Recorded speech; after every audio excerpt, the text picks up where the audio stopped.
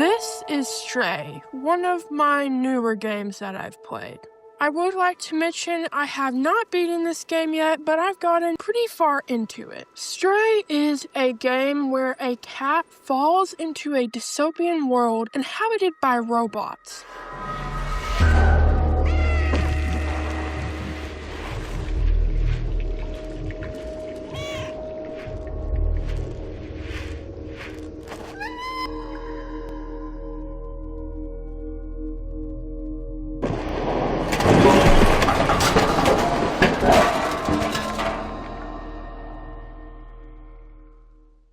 You can tell that something bad has happened in this abandoned city with robots. There are creatures known as the Zurks, which are attacking the robots. And the cat befriends some of the robots there, and you go on an adventure throughout the city to explore and save the city. This game is one of those games that a lot of people say is cozy, but I gotta be honest, while it can be cozy, it can get really stressful at sometimes. And honestly, this isn't the type of game that I wouldn't normally play, but after playing it, I have fallen in love with it. As far as the graphics, they are amazing, and I would say they are on the top most graphic intense games on the Switch, and it really showcases what the Switch hardware can do.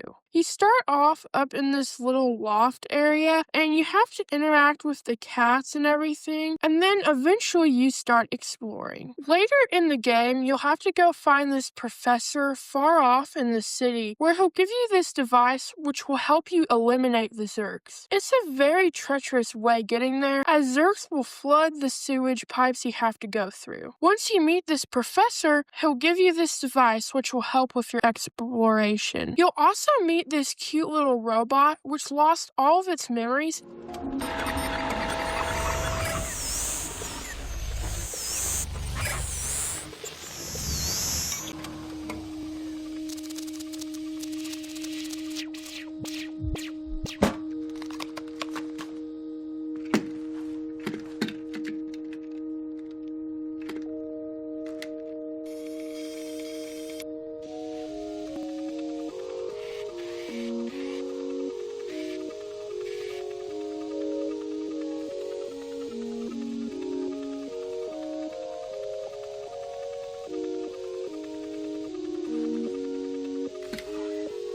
So as it explores, you'll have to help it regain its memory. In doing so, he will also help you find out what to do next, and you'll uncover the backstory and lore. But in the end, your main goal is to get back to the surface. You'll learn that humans once lived in this city. The robot B12, which is your friend, actually used to be a human, but transferred his brain to a robot. Yes, I know it's weird. Either way, he does help you out a lot during this game because he remembers what happened in the past. Basically, how all the humans got poisoned was there was this bacteria that turned them into Zurks apparently, and now the city is inhabited with all these Zurks. This game definitely has a very post-apocalyptic vibe to it and a very lo-fi dystopian vibe to it as well. I will say when you're not in a really intense part of the game, it can be a nice lo-fi chill game, although a lot of the parts in this game can get really intense, which is why I wouldn't necessarily consider it a cozy game. One thing this game does a really, really good job of is just portraying the feeling of being a cat and having this open world to explore. You can climb and jump, and it really does a good job of putting in that perspective. The control hints are very minimalistic, and you feel free when you're playing this. This game is technically linear, but the way they pulled it off doesn't make it